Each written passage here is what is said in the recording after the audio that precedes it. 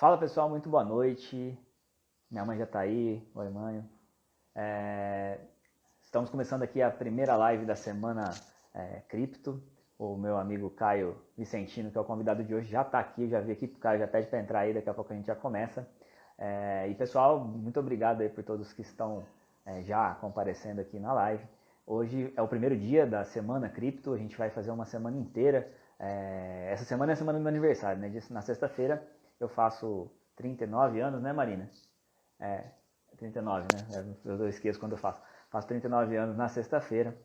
E eu quero comemorar essa sexta-feira já, ver se eu consigo chegar nos 10 mil seguidores aqui no Instagram. Então eu conto com a ajuda de vocês aí. Então hoje começa a semana Cripto.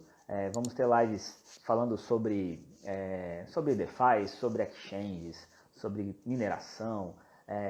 Só gente muito boa do mercado de criptos eu vou trazer aqui.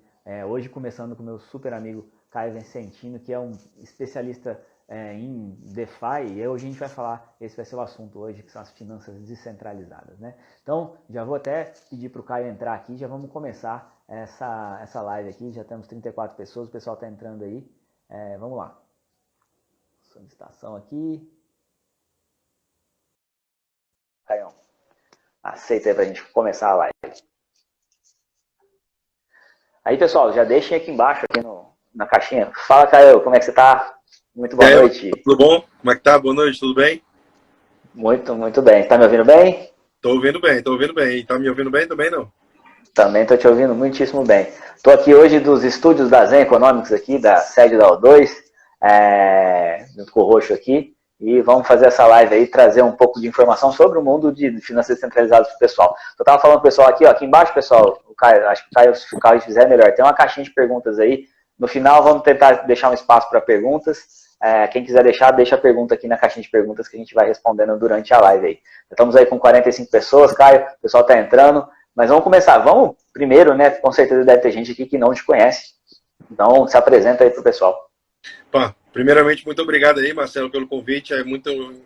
Para mim é um prazer enorme estar aqui podendo falar com você sobre criptomoedas aqui no primeiro dia da sessão de lives aqui que você vai fazer essa semana. Então, para mim é um prazer enorme estar aqui. Eu sou o Caio Vicentino, sou criador do canal Caio Invest. Lá eu falo sobre DeFi, falo sobre finanças descentralizadas e falo sobre esse novo modo de organização da sociedade que a gente tem lá de descentralizar todos esses serviços e automatizar alguns serviços financeiros, né? Então, é realmente uma coisa que eu acho fascinante.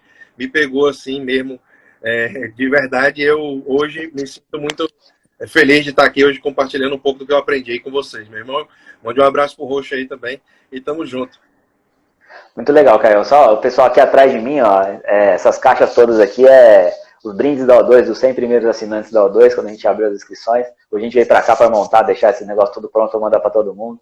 Por isso que tá esse monte essa bagunça aqui atrás de mim. Tô direto aqui das Economics. Caio, então para a gente começar a semana cripto com chave de ouro aí, né, com a sua presença ilustre, o assunto nosso hoje, para quem gosta de criptomoedas, a gente tem inúmeras coisas que acontecem no mundo das criptomoedas, né? Todo mundo conhece o Bitcoin, pelo menos a maioria das pessoas já ouviu falar, principalmente depois dessa última alta aí, muita gente que nem sabia o que era já está acompanhando agora. E dentro do mundo das criptomoedas, a gente vai começar hoje com um assunto até mais cabeludo nas criptomoedas, porque a parte de DeFi já é uma parte bem mais avançada. Mas é uma parte extremamente interessante, e tenho certeza que todo mundo que estiver assistindo aqui, que não conhece esse mundo ainda, vai se interessar. E o Caio é super especialista nessa área, vai ajudar todo mundo a entender. Então, Caio, primeira coisa, o que é finança descentralizada? Explica pra gente o que significa esse termo. Muito boa pergunta. Muita gente me pergunta e é um prazer enorme toda a vida estar respondendo a mesma coisa, porque para mim é fascinante. Então, vamos lá. Finanças descentralizadas. O que se engloba dentro disso? Né? A gente tem uma série de aplicações financeiras que antes eram apenas possíveis de ser utilizadas dentro de bancos, de instituições centralizadas, e hoje a gente tem acesso a utilizar, né, as blockchains para fazer esse tipo de automação desses tipos de serviço. Então, DeFi é apenas um ecossistema que está sendo criado, onde várias dessas automações financeiras estão sendo criadas. Então, automações financeiras no sentido de você poder emprestar o seu capital, você trabalhar o seu capital como a contraparte, fazendo a contraparte com o dinheiro dos outros, né? Você está sempre dando liquidez ali para o mercado acontecer, fazendo um market making, né?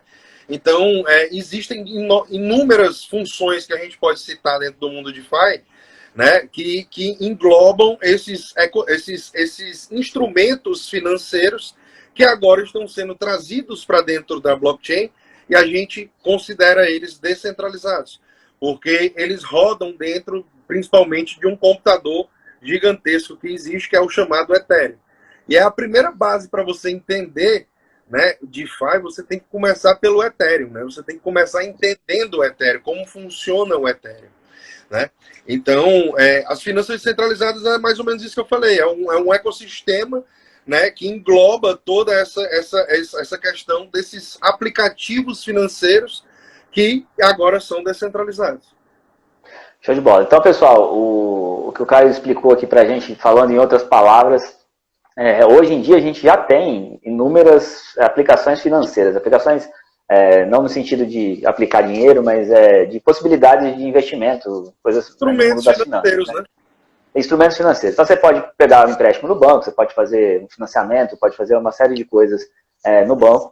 E esses financiamentos que a gente faz hoje, eles são feitos através de um organismo central, que tem o Banco Central acima dos bancos, e os bancos fazem lá a gestão desses ativos e tudo mais, desses empréstimos.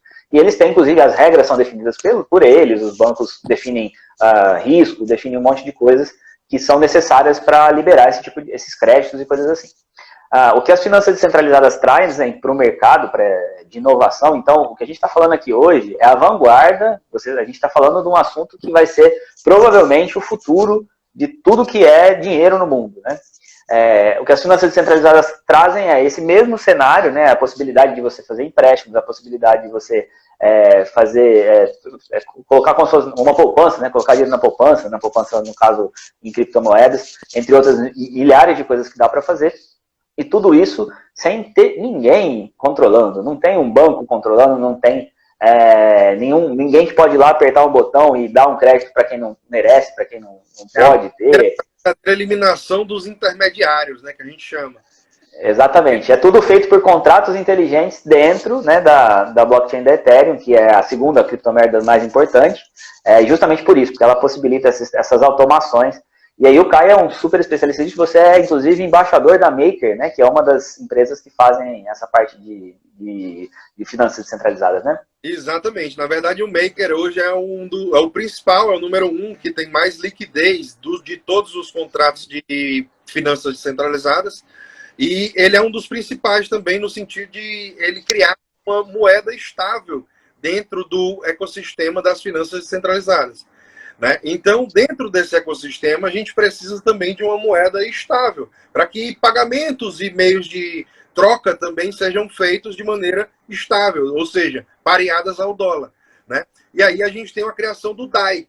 O DAI é exatamente uma stablecoin, como a gente chama, né? Uma moeda estável que tem essa capacidade de ser pareada ao dólar, ou seja, cada um DAI você tem $1, né? E tem a capacidade de você fazer a questão de ter que todos os DAIs que existem no mercado, eles estão lastreados em criptomoedas. É transparente tudo que acontece. A gente consegue ver, né, o quanto de DAI tem emitido no mercado e consegue entender também que nesse meio é o meio que tem mais transparência, né? O meio informação disponível 24 horas para você, né? É também totalmente centralizado. É uma coisa que as outras stablecoins do mercado elas não têm, essa questão de serem descentralizadas. Então, eu participo do desenvolvimento da comunidade do DAI aqui na América Latina, né? Então, todo mundo que fala português, eu ajudo a entender DAI, né, entender como funciona esse mecanismo, e não só o DAI, as finanças descentralizadas por um todo, né? Eu apenas represento o MakerDAO aqui no Brasil e com muito prazer, inclusive com o nosso amigo Felipe Persico, que vai estar aqui também. Isso, o Felipe Persico vai estar aqui com a gente na quarta-feira. Mas então, só voltando um pouquinho, Caio, Para quem não sabe o que é uma stablecoin, porque eu acho que a gente vai estar falando aqui com um monte de gente que não é do mundo cripto, tá? Tem muita gente que me segue aqui que nem é do mundo cripto. Talvez estejam com essas dúvidas. O que é uma stablecoin? A gente tem o Bitcoin, é uma criptomoeda, que ela é extremamente volátil, né? Os ativos mais voláteis do mundo são as criptomoedas atualmente ainda, né? Teve uma época aí que o Bitcoin estava meio paradão, mas agora ele voltou a ser o que veio, né? E o Bitcoin é uma das moedas mais... não é a de maior volatilidade nas criptomoedas, mas é dentro dos ativos mais conhecidos, o Bitcoin é uma das mais voláteis, com certeza. E essa volatilidade, ela traz uma série de vantagens para quem sabe jogar com a volatilidade, mas ela traz desvantagens também, porque você não tem segurança de que amanhã o teu Bitcoin vai estar valendo mesmo que ele está valendo hoje. É óbvio que a gente, como entusiasta das criptomoedas e também que por acreditar no sistema, a gente acha que no longo prazo o Bitcoin sempre vai valer mais do que ele vale agora. Mas para o curto prazo, né, para amanhã ou depois, a gente viu essa semana passada o Bitcoin caindo 30% no dia. Então, como é que a gente faz para ter uma criptomoeda que permita que a gente não tenha essa volatilidade toda? Aí, nesse ponto, entram as stablecoins. Elas são criptomoedas também, são tokens ou criptomoedas, que a empresa que normalmente tem uma empresa por trás, aí entra a diferença eu vou entrar nesse ponto, mas alguma empresa vai lá e pega assim, ó, me dá $1 aí que eu te dou um token dentro da blockchain, por exemplo, que te dá direito a $1. Então, essa empresa garante que cada token que está ali vale $1. E, ao longo do tempo, esse token vai valer o mesmo que vale $1 ao longo do tempo. Isso é uma moeda estável. Como ela é pareada ao dólar, e a empresa que faz isso tem dólar no caixa dela lá, tem o caso da Tether, que no momento estamos tendo investigações, porque tem um monte de dúvidas se a Tether está guardando essas criptos. Inclusive, se vocês têm o SDT, não recomendo ter o SDT, não é a melhor stablecoin para ter. A melhor stablecoin para ter é a DAI, né, que a gente está explicando aqui agora, e o que muda, né? Então, primeiro a gente tem uma empresa que faz essa gestão do dinheiro, né, que você dá o dinheiro para ela te dá um token que te dá direito a ter $1 lá. Então, eu quero devolver, eu quero meu dólar de volta, você vai lá dar o token de volta para ela, te devolve o dólar, simples assim. Só que isso é uma instituição centralizada, como são os bancos hoje, né? Uma empresa que faz isso. E, no caso, a Tether é a maior delas, e que, inclusive, está sofrendo investigações aí, porque tem essas suspeitas de que ela não está fazendo a parte dela bem feita. Não vejam o risco que a gente tem nesse caso, né? Aí a DAI vem para inovar no mercado, né? Trazendo o conceito das finanças descentralizadas, trazendo uma moeda que não tem dono, não tem um agente central, ela é totalmente descentralizada e tudo isso é regulado por contratos inteligentes, por colateral que você coloca lá em Ethereum, e aí você tem o Maker, que é uma segunda moeda. Talvez a gente até explique isso hoje, mas eu acho que é um assunto mais aprofundado para explicar como é que funciona essa mecânica. É uma mecânica complexa de se entender, mas o Maker é a moeda... Pode falar? Claro, pode falar. O Maker, ele é fascinante mesmo, porque quando você começa a entender, você... Claro, muito controlado, né?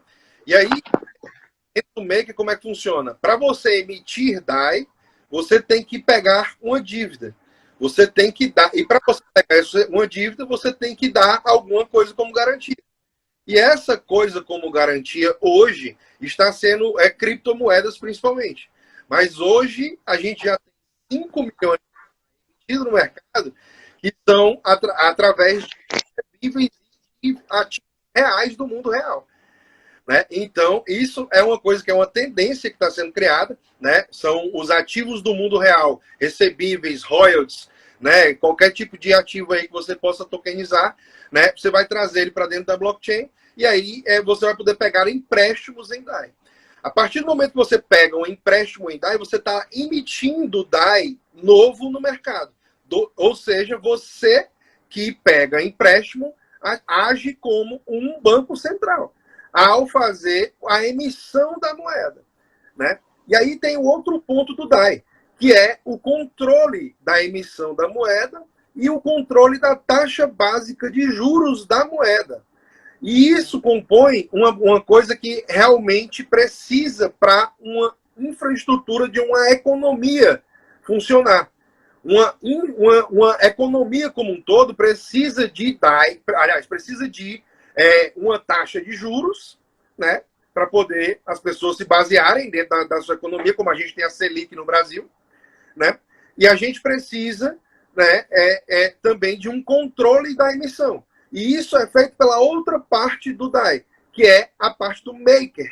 Ou seja, todo mundo que tem um token do MakerDAO, que é chamado Maker, MKR, você tem acesso a votar no tanto de DAI emitido, quais são as garantias que vão ser aceitas para poder pegar empréstimos em DAI, e também a taxa de juros básica do DAI. Então, olha que magnífico esse sistema econômico financeiro descentralizado que nós estamos criando, meus amigos. E eu estou na vanguarda aqui, junto com o Marcelão, aqui para poder mostrar isso para vocês. Vamos que vamos.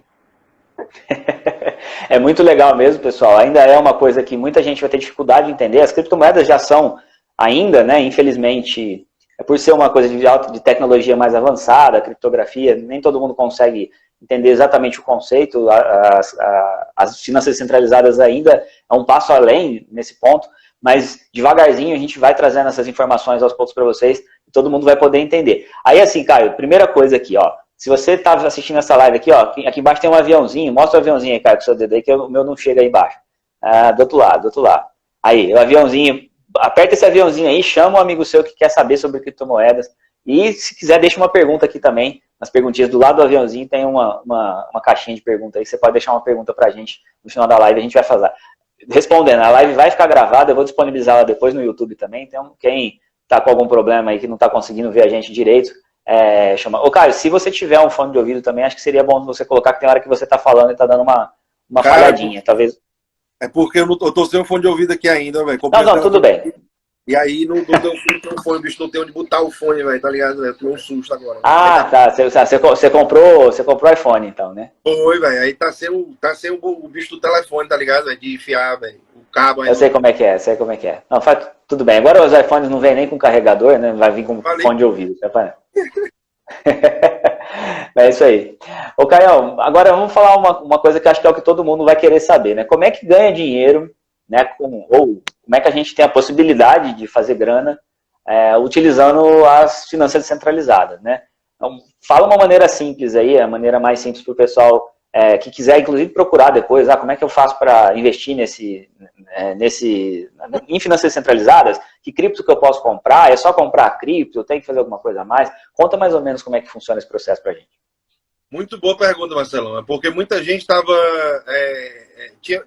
antigamente a gente só tinha a capacidade de comprar o token da criptomoeda, né, e simplesmente esperar subir ou cair. Ou esperar subir ou esperava cair. Eu só tinha isso para fazer, né? Hoje a gente tem, por exemplo, capacidade de você emprestar o seu dinheiro. Então, por exemplo, hoje a gente tem o Aave ou então o Compound, que são dois aplicativos financeiros descentralizados, que a gente tem a capacidade de, com esses contratos que lá não mudam as regras, você pode emprestar o seu dinheiro, né? Que você tem as suas criptomoedas ociosas aí dentro da sua carteira, você vai continuar com elas dentro da sua carteira e você pode permitir que o contrato utilize o seu dinheiro para poder emprestar para outras pessoas. E é um contrato de P2 Pool, onde você empresta para pool uma piscina de liquidez e essa piscina te devolve o dinheiro que as pessoas que estão pegando emprestado estão pagando. Então, a piscina é um grupo de pessoas que colocou o dinheiro lá para ser emprestado. Colocou criptomoeda. Essa piscina é mais um contrato. Então pode ter um contrato de DAI, pode ter um contrato de Ethereum, pode ter uma pool de Ethereum, de DAI, de qualquer outra criptomoeda. Mas são pessoas ou empresas que colocam essa grana lá? Esses contratos? Qualquer pessoa. E outra, você pode sacar na hora que você quiser. Não tem data para você sacar. Você colocou hoje, você pode sacar hoje e você vai rentabilizar referente ao período que você passou com o seu dinheiro depositado dentro da pool, com o contrato autorizado a utilizar o seu dinheiro dentro da pool. Então, nesse sentido, você tem acesso a ficar com o seu dinheiro na sua carteira, recebendo uns juros que as pessoas que estão precisando desse dinheiro estão utilizando. Então, é uma maneira bem básica de se utilizar DeFi e de se ganhar dinheiro, né? E tem também outras maneiras um pouco mais profundas, e aqui eu vou dizer uma das mais que eu gosto mais, que me fascina mais, que é você se tornar um market maker do mercado. Né? Quando você se torna um market maker, o que é que acontece? Você está agindo como uma contraparte. Ou seja, se alguém estiver vendendo algum ativo, você vai estar comprando. Se alguém estiver comprando algum ativo, você vai estar vendendo. Isso tudo de maneira automatizada e você ganha a taxa que a pessoa que está indo fazer a posição, né, vai pagar para você. Né? Então, é um sistema fantástico que você apenas aloca o seu capital em mais uma pool, que é uma dessas piscinas de liquidez, um desses contratos, que simplesmente permitem com que você automatize esse serviço e aí traga verdadeira eficiência financeira para o mundo DeFi, onde a gente não precise que uma pessoa mande uma ordem limitada e a outra vai lá e compra a ordem da pessoa. As ordens são todas a mercado. Então, é um modo de automatizar um serviço de mercados monetários automatizados. Né? Então, é um negócio complexo, assim, mas de longe pode parecer complexo, mas é muito simples e é isso que eu ensino a galera a fazer. É exatamente a coisa que eu ensino a galera a participar. A gente até coloquei na descrição aqui do Caio, ele é yield hacker, né? Yield é lucro, né? Interest, em inglês é como se fosse o juro aqui no Brasil. Caio, quanto que dá quanto que paga um contrato desse? Se eu coloco o meu dinheiro lá, quanto que rende isso? É em percentual de cripto, é em percentual em dólar? Como é que funciona? Então, existem duas formas de você monetizar, por exemplo, utilizando as AMM, que são os Automated Market Makers, ou seja, os mercados monetários automatizados. Esse que eu acabei de falar. As verdadeiras corretoras descentralizadas, para ficar mais simples para as pessoas. Uma corretora descentralizada, ela funciona exatamente dessa maneira. Só que não existem duas maneiras de você ganhar dentro de corretoras descentralizadas. A primeira maneira é você fazer o quê? É você ganhar com essas taxas do volume de negociação do par que você está participando. Então, você não tem como calcular, tendo em vista que você não sabe calcular o movimento que vamos ter dentro de uma pool, né, referente ao tanto de tempo que você vai participar.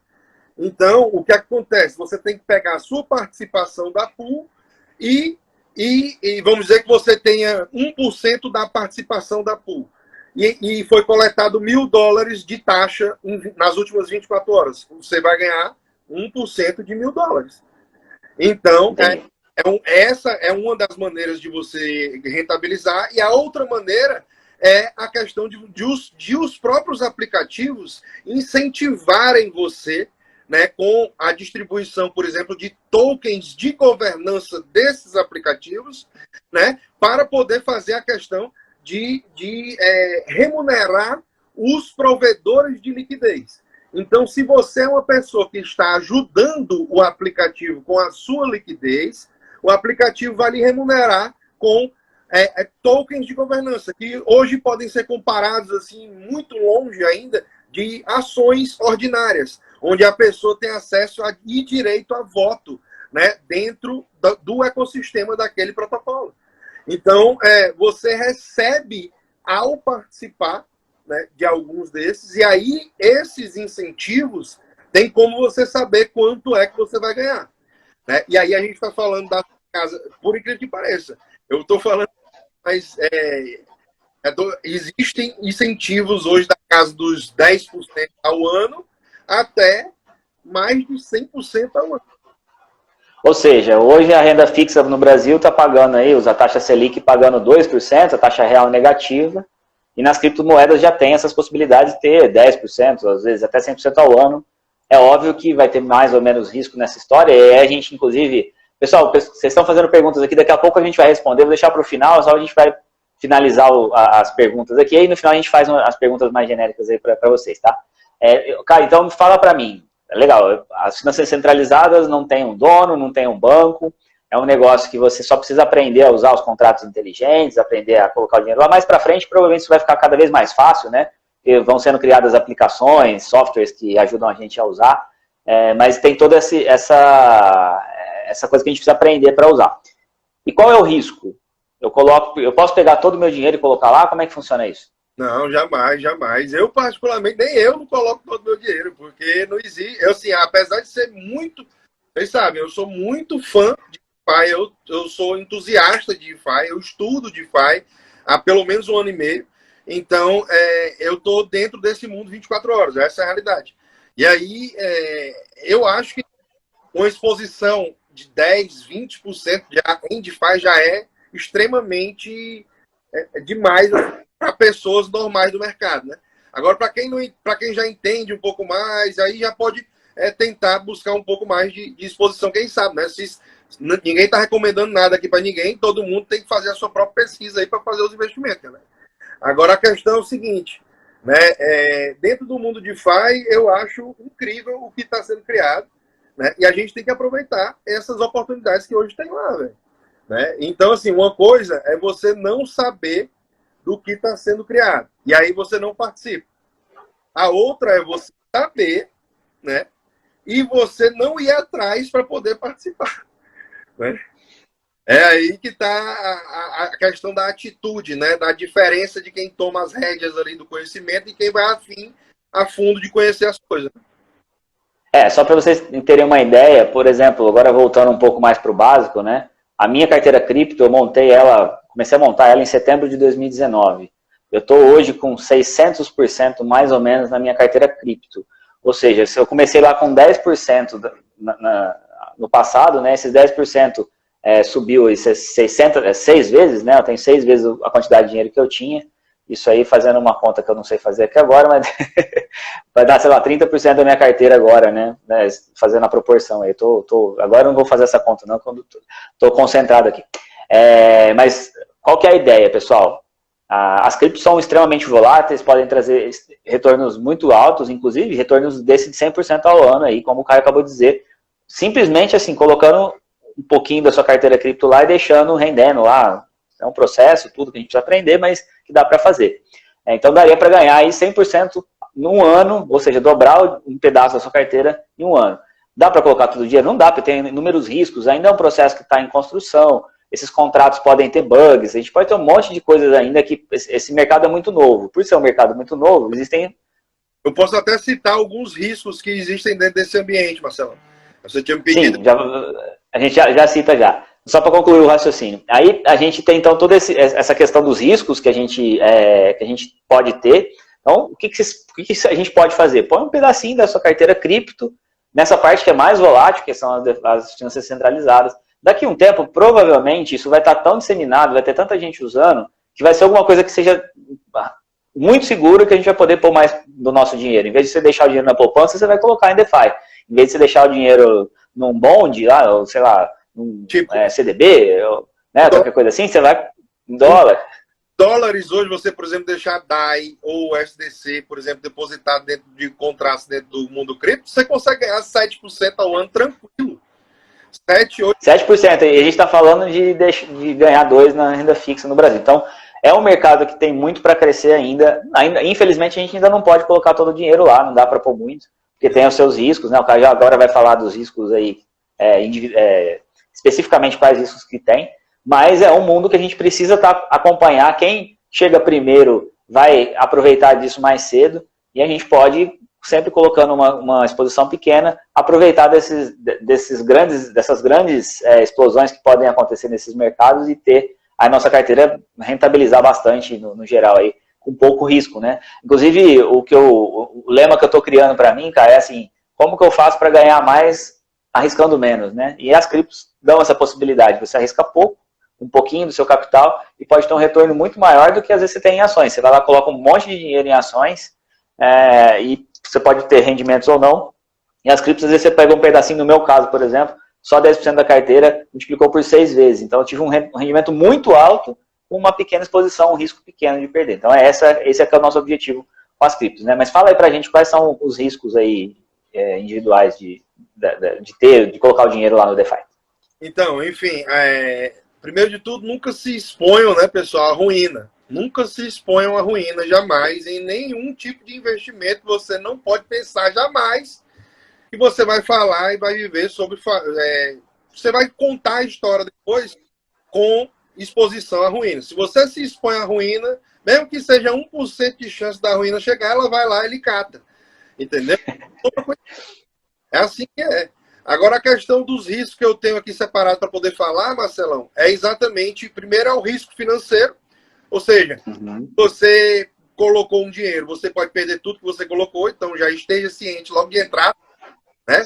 O dinheiro que você colocar dentro de um ambiente totalmente experimental, que é DeFi, ainda hoje, que tem 3 anos de idade, vamos dizer assim, né, é extremamente experimental. Então, o risco, primeiro, é o risco financeiro, o risco de você perder o dinheiro que você colocou. Então, já começa por aí. Né? O risco sistêmico, e aí a gente fala do risco da camada do Ethereum, por exemplo, que o Ethereum, se tiver algum problema, um bug no contrato do Ethereum, alguma coisa do tipo, e ele tem a falhar, a gente tem problemas também dentro do mundo DeFi, então tem que se levar em consideração todo e qualquer tipo de problema que pode acontecer, porque né, a gente está falando de software. E o próximo risco que eu tenho aqui marcado é exatamente o de bug de contrato. Né? O bug de contrato é exatamente você ter a outra camada. A primeira camada é a camada do Ethereum, que pode ter um bug dentro da camada do Ethereum. Né? E aí, quando você adiciona um contrato em cima do Ethereum, né, esse contrato pode ter um bug, uma vulnerabilidade, alguma coisa que pode chegar a ser explorada por alguém do mercado e acabar tirando o dinheiro que havia dentro de uma pool, por exemplo, de liquidez. Né? E aí, esse tipo de problema também é inerente a estar exposto dentro de um ambiente de DeFi. A gente também tem riscos de contratos de governança descentralizada. Né? Imagina que uma série de players eles podem se unir, comprar boa parte dos tokens que fazem o controle daquele contrato e simplesmente tomar de conta daquele contrato, fazendo com que as decisões sejam apenas tomadas por eles. Né? Então a gente tem esse risco de governança também incidindo dentro do contrato, né? de governança descentralizada. A gente tem também o risco de cisne negro. Coisas imprevisíveis podem acontecer.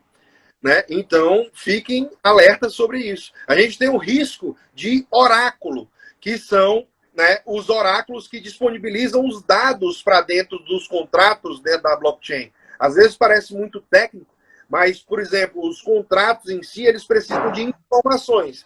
E essas informações têm que ser trazidas por alguém. E dentro do mundo das criptomoedas, a gente tem os oráculos, que são essas pessoas ou entidades que trazem de maneira descentralizada né, essas informações para dentro desses contratos. E aí eles podem utilizar essas informações né, e começarem a resolver outro tipo de situação. Então, se você imagina que um contrato que utiliza um oráculo e o oráculo falha, né, logo, o contrato que utiliza o oráculo que falhou vai ter um problema também. Né? E a gente tem também o risco processual, que é o quê? O risco de você que está interagindo com qualquer tipo de contrato errar a operação, digitar alguma coisa a mais, pagar uma taxa de transferência um pouco maior do que o que você poderia. Então, existem riscos inerentes de estar se envolvendo dentro de qualquer ambiente novo, disruptivo, como o DeFi. Então, espero ter sido claro aqui nessa questão dos riscos, que não são poucos, e eles se sobrepõem. Então, são riscos que se tornam exponenciais. Né? Pode acontecer vários ao mesmo tempo, né? Exatamente. Então, os riscos se tornam exponenciais porque eles se sobrepõem. Um contrato se junta ao outro para poder atingir novas coisas. Então, se você pode ter um contrato com erro, e o outro contrato com erro, e um outro contrato com erro, e eles todos ligados, se der problema em um deles, bum! Né? Então, vira pó, seu investimento vira pó. Exatamente. Então, fique alerta, né? Não é só alegria. Então, fica a dica aí para a galera se expor com parcimônia e com responsabilidade fiduciária. Muito bom. Caião, eu vou voltar um pouco agora para as partes mais básicas, porque tem um monte de... Como é o primeiro dia hoje, tem bastante gente com dúvidas mais básicas, né? Então, o DeFi a gente deu um briefing aqui. Quem quiser saber mais sobre DeFi, siga aqui o Caio, que ele fala disso direto. Ele tem um canal no YouTube, todo dia ele está falando sobre DeFi. Não estou me despedindo não, hein, pessoal? Só estou falando que a gente vai mudar um pouquinho de assunto aqui. Então, quem quiser saber mais de DeFi, a gente vai... o Caio ajuda vocês lá a saber sobre isso, como é que começa, como é que põe dinheiro nisso, como é que, de maneira segura e tudo mais, acompanhe aí o Caio lá. Se você é seguidor do Caio e tá me vendo aqui agora, aproveita e já me segue aqui também, porque eu vou fazer aniversário na sexta-feira, viu, Caio? Sexta-feira é meu aniversário, faço 39 anos. E eu tô aproveitando, eu quero chegar a 10 mil seguidores aqui no Instagram até sexta-feira. Tô pedindo a ajuda de todo mundo aí. Então, me segue aí, hein, pessoal. Eu vou chegar lá, falta pouco. Segue o homem aí, pelo amor de Deus aí, rapaz. Fazer o aniversário do homem aí, passar feliz aí, galera. Vamos nessa aí. Isso aí. E também pedir pra cada aí, né, velho? Tem que dar o like a galera, velho. É isso aí. Inclusive, eu tô pensando aqui, acho que eu vou sortear, provavelmente, se eu conseguir chegar lá nos 10 mil, uma mentoria, alguma coisa assim. Tô pensando aqui, nas próximas lives eu falo. E outra coisa, quem quiser saber essas lives que a gente vai fazer aqui agora, receber aviso da live, na hora que ela estiver começando, se inscreve na minha bio, tem um link também para se inscrever. Mas vamos lá. Voltando para os básicos. Eu vi uma pergunta aqui do pessoal. Por que eu não posso deixar meu dinheiro na exchange? Eu preciso transferir isso para uma carteira, ou eu posso deixar por um tempo na exchange e transferir para uma carteira pessoal? Eu tenho uma opinião sobre isso, eu quero ouvir a sua primeiro, depois eu falo a minha opinião, Caio. O que você pensa a respeito disso? Deixar o dinheiro na exchange ou não? Cara, eu particularmente eu não gosto de deixar dinheiro em exchange, eu não utilizo exchanges centralizadas, eu só uso DeFi hoje em dia. Então, particularmente eu acho que é muito risco você deixar o dinheiro na custódia de alguém. Mas, né, eu entendo que para algumas pessoas que estão entrando nesse mercado agora, elas não têm tanto capital ainda investido dentro do mundo de criptomoedas. Então, isso às vezes não representa uma coisa significativa ao ponto dela comprar uma carteira, por exemplo. Né? Comprar uma carteira de dispositivo, por exemplo, que aqui a gente tem uma carteira de dispositivo aqui para mostrar, por exemplo, né? Que é uma Ledger. Né? Então, aqui tem uma carteira de dispositivo que as pessoas geralmente não têm tanto dinheiro investido em cripto para poder começar a comprar dispositivos como esse, por exemplo. Né? E aí é realmente uma das barreiras, né? O próprio dólar aí impactando nas importações do Brasil. Mas, enfim, né? Eu acho que o mais interessante e a maneira como que as criptomoedas foram feitas para a gente utilizar é dentro da nossa carteira. Né? Se não estiver na sua carteira, não são as suas criptomoedas. Apesar de estar lá na conta, lá na corretora, mostrando ali o seu nome, o seu saldo, o seu tudo bonitinho. Tem o seu endereço, né? Parece que você tem uma carteira, inclusive. Exatamente. Tem até um endereço da carteira lá que parece que é sua, mas você não tem as palavras privadas. Então, nesse sentido, elas não são suas. E ela só é sua se você fizer a posse, a custódia do seu capital. Então, particularmente, eu não vejo motivo algum, né, para você fazer um movimento de deixar criptomoedas em corretoras. A gente já viu diversos casos que aconteceu, Marcelo, de corretoras sendo hackeadas. Né? Sim. E milhões de dólares aí sendo perdidos. Então, fica a dica, galera. Nunca deixem todo o seu capital em corretora. Se você já juntou um capitalzinho, né, já começa a pensar em comprar um dispositivo como esse, uma Ledger, uma Trezor, né, para poder você fazer a segurança dos seus ativos, né, e manter a custódia deles com 100% do tempo. Né? Eu acho muito mais interessante.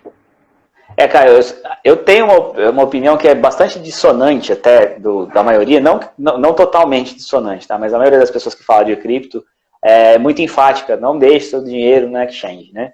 E recentemente eu vi até o caso do amigo lá, o Doc Trader, ele perdeu as criptomoedas numa Ledger, né?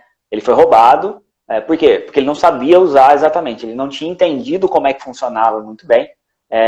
Teve um scan lá, um processo que roubaram os dados da corretora, e aí mandaram uma mensagem para ele, tinha um link, e nesse link pedia para ele colocar as palavras, ele colocou as palavras e perdeu as criptomoedas dele, roubaram as criptomoedas dele. Depois desse evento especificamente, acendeu um alerta para mim, que é o seguinte, eu concordo totalmente, o ideal é não deixar na exchange, mas se você não sabe usar a carteira, é muito mais perigoso você transferir para sua carteira do que deixar na exchange. Porque a primeira coisa de tudo, se você quer ter criptomoedas e quer fazer sua própria custódia, que a gente recomenda que seja feito, que é a maneira mais segura. Por que é mais seguro, pessoal? Um dos riscos que a gente tem, se você está com dinheiro na exchange, alguém te processa por qualquer motivo, você não está nem sabendo. Aí o juiz vai lá e emite uma ordem de penhora dos seus bens, né? Ele vai bloquear na exchange e você perde as suas criptos. Você perde o dinheiro que está lá. Isso hoje no Brasil já está regulamentado, já os Juízes já podem fazer isso. Então esse é um dos riscos. Outro risco é a exchange ser hackeada. Elas têm seguro, só que será que ela consegue cobrir tudo? Até você receber isso vai um tempo. Então é muita coisa que pode acontecer. Por isso que a gente não acha, a gente sempre fala que o ideal é não ter as criptos na exchange. Como o Caio falou, se a cripto da exchange ela não é sua. Ela tá você tem direito a ela. Só que se a exchange, vamos falar um caso bem extremo aqui, o dono da exchange resolve, não quero mais. Vai lá e pega e leva embora. A carteira é dele, tá lá no nome dele. Tem uma série de riscos, inclusive na quinta-feira, Caio, eu vou fazer uma entrevista com o dono da Coinext, o CEO da Coinext, um dos fundadores da Coinext, e ele vai explicar pra gente como é que é a parte de segurança das criptos, vai até falar dessa parte. Mas existe segurança, obviamente, não é tão assim, mas em última instância, se o dono da exchange quiser sumir no mundo aí com o teu dinheiro, ele pode, porque ele tá com as suas criptos. E diferente do banco, por exemplo, que o governo poderia ir lá interferir e falar, não, devolve o dinheiro, penhora bem do cara para te pagar e coisa assim, no mundo cripto foi, não tem volta, né? Se você transferir para uma carteira errada, inclusive, e aí volta no caso, né? Se você não sabe usar a carteira, deixa na exchange. Primeiro, de forma geral, não coloca muito dinheiro então. Primeiro aprende a usar uma carteira, aprende a usar como é que faz essa segurança, aí depois você compra bastante na exchange e transfere para sua carteira. Esse seria o passo ideal. Mas, não, eu quero investir agora, não tenho tempo ainda, não vou conseguir aprender, então deixa na exchange, porque tem dispositivos de segurança lá. E esses dispositivos serão sempre maiores do que o desconhecimento seu, o seu desconhecimento a respeito de como é que usa. Então, a minha opinião, Caio, nesse sentido, pode falar. Não, uma dica que eu dou, Marcelo, é para as pessoas começarem a aprender com pouco. Começa a aprender com pouco capital. Você vai fazer uma transferência a primeira vez para a primeira carteira que você criou de criptomoeda na sua vida de Bitcoin. A primeira vez que você vai fazer, você não vai mandar 50 mil reais, pelo amor de Deus. Mande 50 reais, 20 reais. Você vai aprender com pouco. Porque se você aprender os processos com pouco dinheiro, você vai saber fazer com muito dinheiro. Então, é simplesmente assim que é. Você não precisa... A primeira vez que eu fui fazer a transferência, né? Eu tenho uma Trezor, né? Você tem a Ledger. Nossa, o coração bate na boca. Só que o que eu fiz? A primeira vez, eu peguei o endereço. E assim que eu até recomendo que vocês façam. Vai custar um pouquinho, porque você vai ter que pagar para fazer a transação e tudo mais. Mas vai lá, põe o mínimo que dá para transferir e faz uma transferência do mínimo para sua carteira. Vê se chegou. Espera, porque às vezes demora, pessoal. Às vezes você coloca a taxa lá, se a rede estiver congestionada, às vezes demora horas para fazer essa transferência se confirmar na blockchain, né? E aí, nesse tempo todo, a primeira vez até a minha demorou um pouco. Eu coloquei uma taxa menor lá, começou a demorar e dá aquele suor, e era pouquinho, hein? Mas você fica lá, putz, será que eu fiz alguma coisa errada ou não? Então, para a gente aprender, você tem que fazer. Isso não é só com criptomoedas, né? A gente fala mercado de ações, opções. Qualquer coisa que vocês estão fazendo, sempre coloca um pouquinho lá, põe um pezinho na água, vê se está gelado ou não, depois você entra com tudo. Então, a gente precisa aprender devagar. No caso das wallets, é um pouco extra ainda, porque a gente está falando de como Caiu. Voltou. Voltou. As wallets, qual que é o maior problema? Você tem o risco de perder as palavras-chave, de ser roubado das suas palavras-chave, esquecer tua senha e eventualmente não ter as palavras-chave.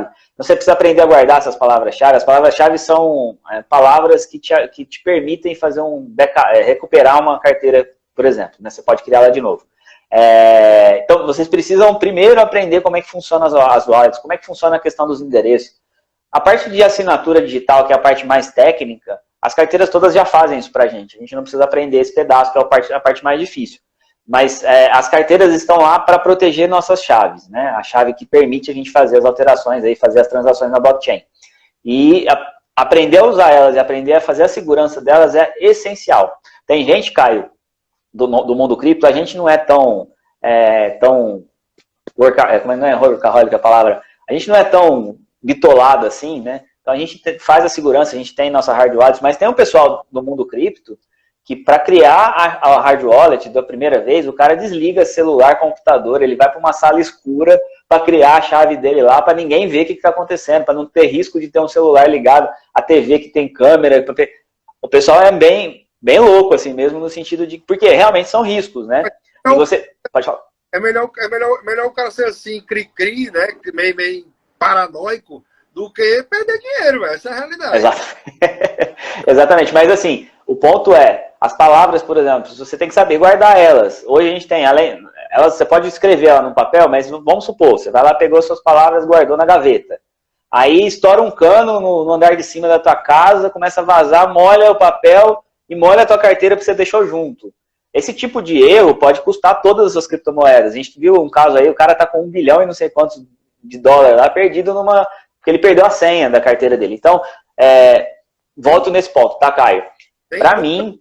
Tem inúmeros casos desse jeito aí. Inúmeros casos. Se você não sabe usar a sua carteira, se você não sabe usar uma wallet, não sabe como isso tudo funciona, eu prefiro deixar na exchange.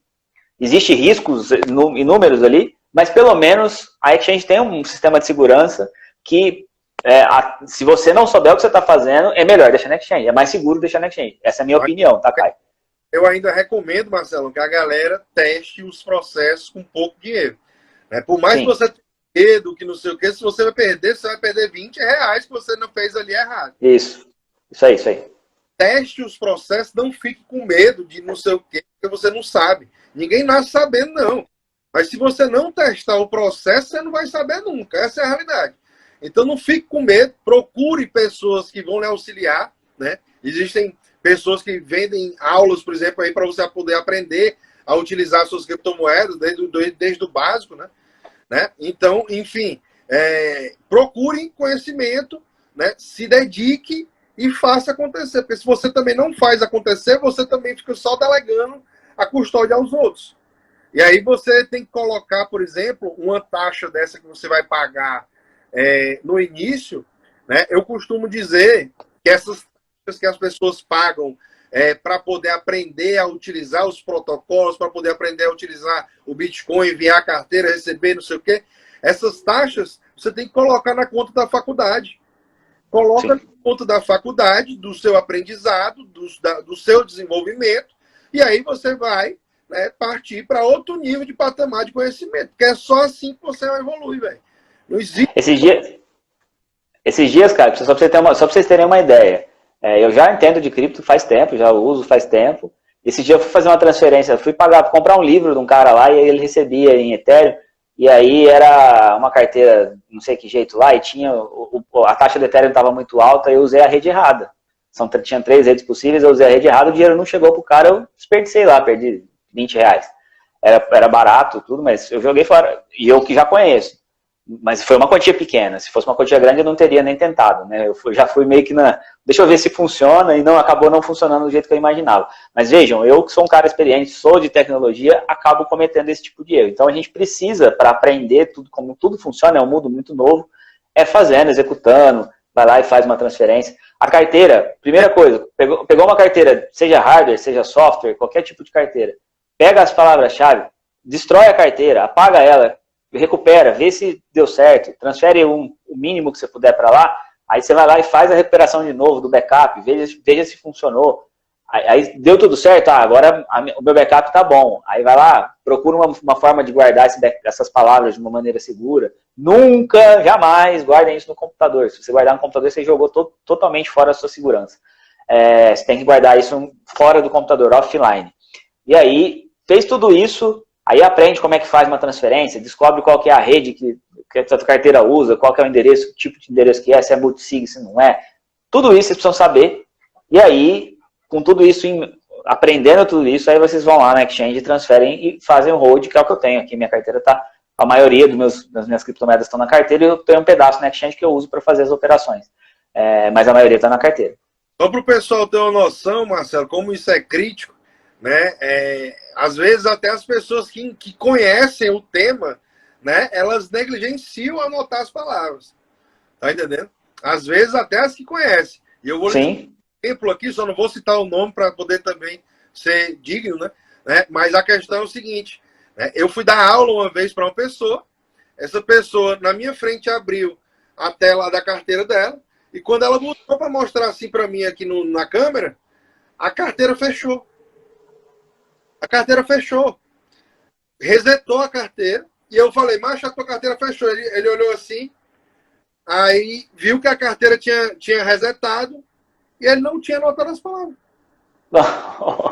Perdão. $8.000 na época foi perdido, velho. $8.000 na época foi perdido. Tá ligado? Na minha frente, assim, ó. E eu falei pro cara, mano, tua carteira fechou, pega as palavras aí pra poder a gente botar de novo. Aí ele falou, mas eu não adotei as palavras, não, botei só pra teste, não sei o que. Eu pensei que essa carteira era só pra. Ele põe $8.000 numa cadeira de teste? $8.000, velho. Acontece. Então vejam, pessoal, quem tem medo, tem que ter medo mesmo. E era uma pessoa que já sabia do mercado, já conhecia, já entendia, mas mesmo assim acontece, né?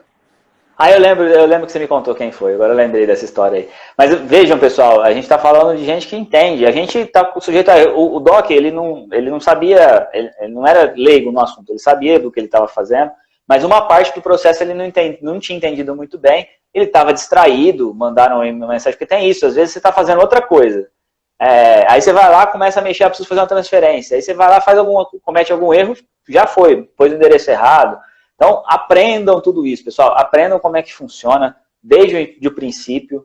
Façam os testes, tenta pagar, recuperar, faz tudo isso, aí só depois transfere da exchange para a carteira.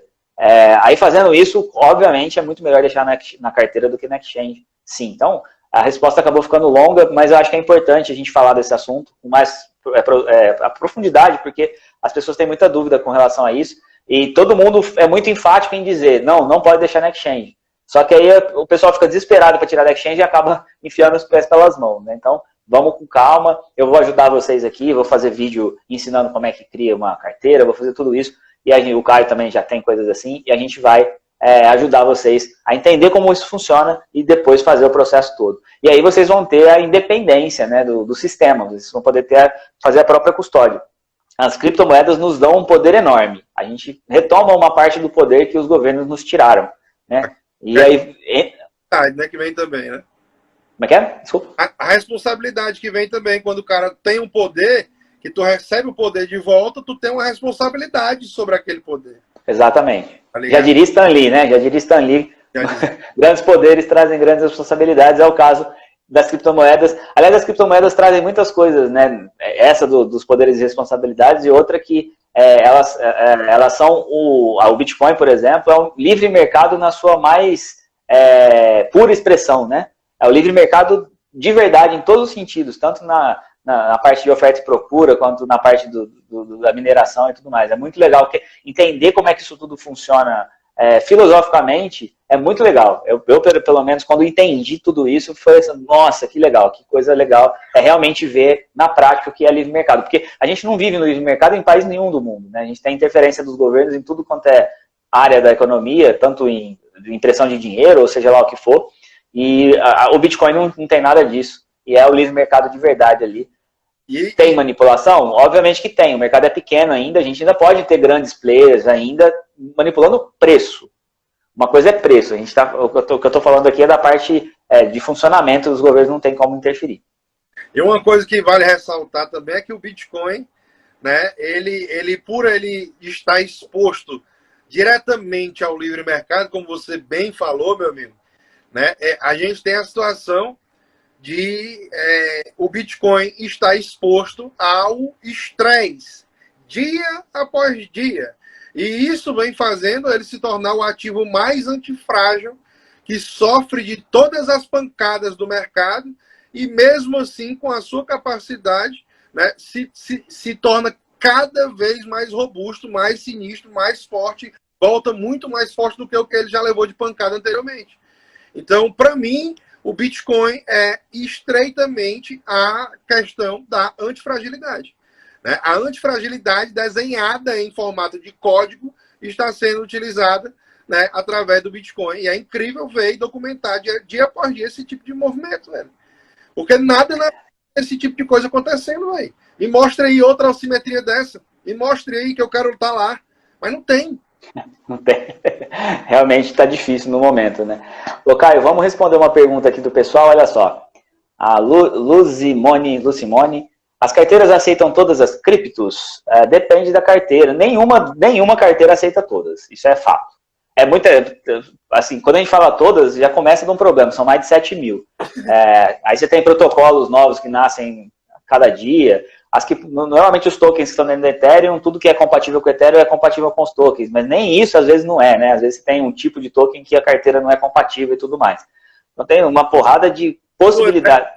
você tiver carteira de Ethereum, qualquer token dentro da blockchain do Ethereum, você pode Mas não tem aquela diferença do ERC20 por alguma outra coisa assim? Tem, mas você pode receber no mesmo endereço de Ethereum, mesmo sendo RC. Ah, entendi, tá. RC1155, RC721, que são outros padrões de tokens referentes a tokens não fungíveis, que cada um não tem a mesma similaridade dos outros, né? A diferença é fungível e não fungível. E aí, qualquer endereço de Ethereum, ele comporta qualquer tipo de token dentro da blockchain do Ethereum. Independente se a sua carteira vai mostrar ou não no visor dela se você tem aquele token ou não, mas na blockchain vai estar lá registrado que o seu endereço tal tem aquele token tal. Então você ótimo. Não, legal, ótimo. Então, assim, a carteira às vezes não mostra, você não consegue negociar por aquela carteira aquele tipo de token. Então, era essa parte que eu errei aqui na explicação. Mas a tua carteira de Ethereum vai receber os tokens lá. Mas voltando para as carteiras, existem carteiras que... Tem carteira, por exemplo, que só aceita Bitcoin. Tem carteira que tem a Exodus, por exemplo. Eu até uso ela para acompanhar um pedaço da minha carteira. Ela tem muitas criptomoedas, a possibilidade de muitas criptomoedas, mas não são todas. Sempre vai ter alguma coisa que não está lá. E tem carteira também que é só de Ethereum, por exemplo a MetaMask, que é a carteira mais utilizada no mundo, né? Mais de usuários utilizando a MetaMask. Então, tanto para navegador, quanto para celular, quanto para Android e iOS. Né? A carteira Trust Wallet é confiável? Você conhece, Caio? Conheço. A Trust Wallet ela vem da Binance, né? É um projeto da Binance que comprou, a Binance comprou o projeto da Trust Wallet. Assim, nunca teve problemas. Até hoje. Então, acredito que não teremos problemas com a Trust Wallet. Então, acredito que seja uma carteira confiável, sim. Legal. Deixa eu ver aqui quais requisitos para... quais requisitos para ser maker?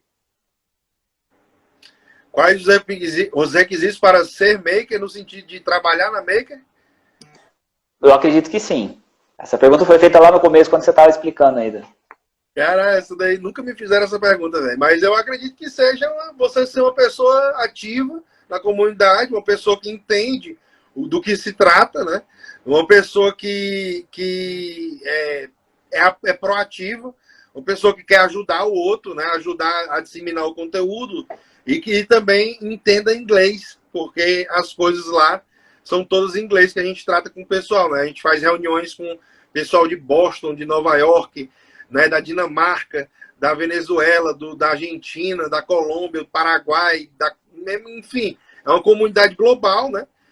E a gente está sempre interagindo em inglês. Então, inglês seria uma coisa interessante da pessoa ter, mas também não é um requisito. Se a pessoa não souber, vai dar para dar uma virada, tá ligado? Assim, o espanhol também ajuda muito. Mas, de qualquer forma, né, ser uma pessoa ativa na comunidade, mostrar para que você aprendeu, mostrar o seu trabalho na comunidade, porque é só assim que você vai chamar a atenção. Foi assim que eu conquistei mais ou menos a vaga para poder ser embaixador do MakerDAO. Mostrando o trabalho, mostrando do que está aqui fazendo, do que você é capaz, do que você entende, passar isso para as pessoas da maneira mais simples, né? E se aprofundar no que você quiser aprender. Então, não só dentro do Maker, dentro de qualquer aplicativo financeiro centralizado, hoje existem oportunidades para poder você trabalhar no desenvolvimento da comunidade desse aplicativo. E você é remunerado por esse aplicativo por fazer isso. Então, existem oportunidades para poder vocês participarem de todas as áreas, galera. É só você se dedicar, né? Ser, mais uma vez, uma pessoa ativa, não ser aquela pessoa passiva, zona dentro da comunidade, né? E, né, meter marcha. Legal. Caio Marcelo, enquanto a Hard Wallet não chega, está viajando, você está em trânsito, né? Vocês recomendam alguma carteira para guardar a criptomoeda em volume importante? Eu usaria a Electrum.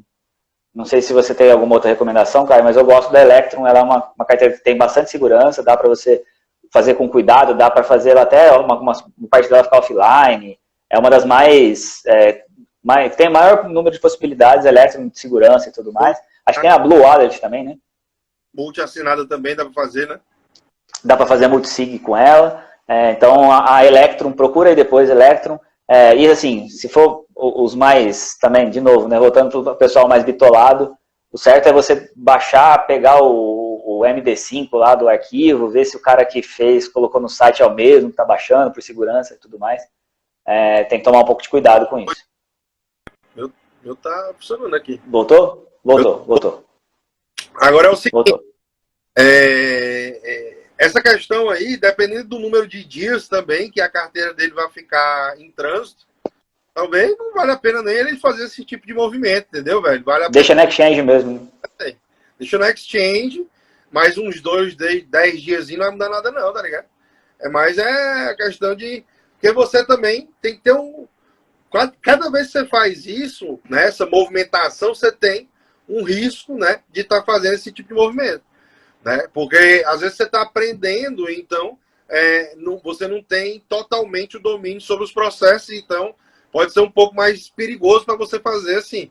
Eu fosse você, particularmente, aguardaria a carteira chegar e aí faria o processo só uma primeira vez, com pouco capital, para depositar dentro do dinheiro, dentro dessa carteira que você configurar, né? E depois, né, fazer a questão de mandar uma quantia vultosa aí, né, dentro da sua carteira como um todo. Né? Um abraço aí para o Maurício Bellinello, tá aí com a gente, meu parceiro da O2. Esses dias, inclusive, cara, eu fiz um teste. A Exodus é uma das carteiras mais conhecidas aí, né? Ela é bonitona e tal. Só que não é a mais segura, não tem todas as possibilidades. E ela tem, inclusive, taxas altas. Quando você vai fazer transação lá dentro, que é a forma que, inclusive, que eles ganham dinheiro com a Exodus, né? São as taxas lá dentro são altas. O que dá para... Se alguém já estiver usando a Exodus, por exemplo, tem a carteira de Bitcoin lá, se você não quiser ficar sujeito às taxas que estão lá, você pode pegar as palavras, eles usam o padrão BIP39, então é compatível com várias carteiras. Você pode pegar as palavras da Exodus, por exemplo, abrir essa carteira usando a Electrum, e aí você consegue colocar a sua taxa lá e ficar livre da prisão que é a Exodus eventualmente. Né? Para quem já aconteceu comigo isso um tempo atrás, e aí eu usei esse modelo de recuperar minha carteira na Electrum, e aí eu fiz a transação lá sem pagar a taxa muito alta para Exodus, tá? Então, é uma dica aí para vocês que já conhecem um pouco mais de carteira, é uma coisa que dá para fazer. Deixa eu ver se tem mais alguma pergunta aqui para a gente pode falar. Fala sobre stake para rentabilidade nas criptos. Cara, stake é fantástico porque você tem a capacidade de você começar a participar de um protocolo. Então, por exemplo, no Aave, que é aquele que a gente falou sobre empréstimos descentralizados, né? O token é AAVE. Exatamente, esse daí.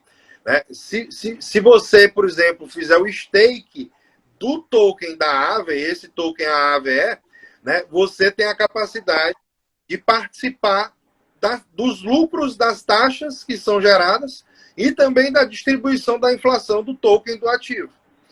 Né? Então é bem interessante. O stake é uma forma de você participar ativamente dentro do protocolo, seja dando mais segurança para o protocolo, dando mais solvência para o protocolo, fazendo vários tipos de operações. Então, dentro das sintéticas, por exemplo, você pode fazer o stake para poder dar lastro para a criação de ativos sintéticos. E aí você ganha taxas de transações nesse meio do caminho. Você vai ganhando tudo que acontece com os ativos sintéticos lá negociados, né? São geradas taxas e essas taxas são distribuídas para os stakers, né? Então, existem diversas formas de você fazer o stake, né? E aí você é remunerado dependendo de cada protocolo, cada um tem uma função. Né? Show de bola. BUSD é DeFi, Caio? Não, BUSD é da Binance, né? É a moeda centralizada da Binance, da corretora do Binance. Centralizada, né? Porque é da própria Binance. Deixa eu ver aqui. Conhece Band, Caio? Eu não conheço. Band? Assim, Band é a concorrente do SBT. Boa. Muito boa. Eu vou colocar a pergunta aqui, mas você conhece CRV? A CRV, tô brincando, mas a Band ela é de oráculos, viu? Ela disputa com a Chainlink ali, negócio de oráculos. Legal, tá bom. Interessante. Né? Eu fiz só brincadeira aí com o pessoal. A CRV eu conheço também, é de um protocolo de DeFi chamado Curve Finance. Né? Ele eu acho fantástico, né? Porque você tem a capacidade de fazer trocas entre stablecoins e trocas entre Bitcoin tokenizado com a menor diferença possível entre os pares. Então, por exemplo, você tem Tether e quer trocar para DAI. Você pode ir lá e fazer a melhor troca possível entre esses dois pares sem ter a menor diferença possível entre esses dois pares, entendeu? Então, o Curve ele faz esse processo aí, né? E, mais uma vez, é um dos blue chips aí do mundo de DeFi também. O Aave. Show. De novo, pessoal, quem não me seguiu aqui ainda, clica aqui em cima, me segue. Quem não segue o Caio, segue ele também, que o Caio tá todo dia fazendo... Ele não faz ao vivo todo dia, mas tem live 2 ou 3 vezes por semana lá. Toda hora que eu entro no YouTube, ele tá lá fazendo live. Impressionante, o cara é foda. Acompanhem a gente. Hoje foi o primeiro dia, a gente falou um pouco sobre DeFi e respondeu algumas perguntas de vocês. A gente já tá com 1h05 aqui, vai ficar muito longo pro pessoal que vai querer assistir depois, então acho que vamos terminar por aqui. Quem não seguiu, sexta-feira é meu aniversário, eu quero todo mundo na live lá. Avisem quem gosta desse conteúdo aqui. Pra estar lá na sexta-feira, eu quero todo mundo me dando parabéns, hein, cara? Cantar parabéns ao vivo comigo lá. Vai voltar com o Augusto Bax na sexta-feira. Amanhã vamos estar com o Felipe Escudeiro, do Bitnada. Vamos falar um pouco aí sobre empreendedorismo no mundo das criptos. Ele é empreendedor, tem um monte de negócios aí no mundo cripto. Um cara gente boa demais, né, cara? Você conhece ele. Um abraço pro Escudeiro aí. Isso aí. E aí, na quarta-feira vem o Felipe Persigo, na quinta é o José Arthur da Coinext, que é o CEO da Coinext, e na sexta o Augusto Bax. Muito obrigado a todos que estiveram aqui com a gente nessa noite. Caio, dá seu recado final aí. Não, agradecer a todo mundo que participou aí, agradecer você também pelo espaço aqui, Marcelão, muito obrigado aí. Um abraço para você, meu amigo, que para mim é fantástico estar podendo falar sobre DeFi aqui, falar com o povo. Pedir para poder a galera se inscrever lá no canal, Caio Invest, se inscreve lá no YouTube. Tamo junto, o mundo é de quem investe, galera. Qualquer dúvida, deixa no comentário aí. Um abraço, valeu. É isso aí, pessoal. Muitíssimo obrigado a todos que compareceram na nossa live hoje. Amanhã, então, tá imperdível. Mais um pouco de papo. Vou também tirar mais dúvidas de vocês. E precisando também, manda direct para mim, manda direct pro Caio. A gente está sempre respondendo. Eu sempre abro caixinha de pergunta também para responder essas perguntas. E vamos cada vez mais trazer o pessoal aí para o mundo das finanças descentralizadas e das criptomoedas, né? Caio, muitíssimo obrigado. Boa noite. Vou pegar a estrada agora, vou voltar para São João da Boa Vista. Meus parabéns também, viu, compadre? Antecipado logo aí, tamo junto. Show de bola. Valeu demais. Boa noite, pessoal. Muito obrigado a todo mundo aí.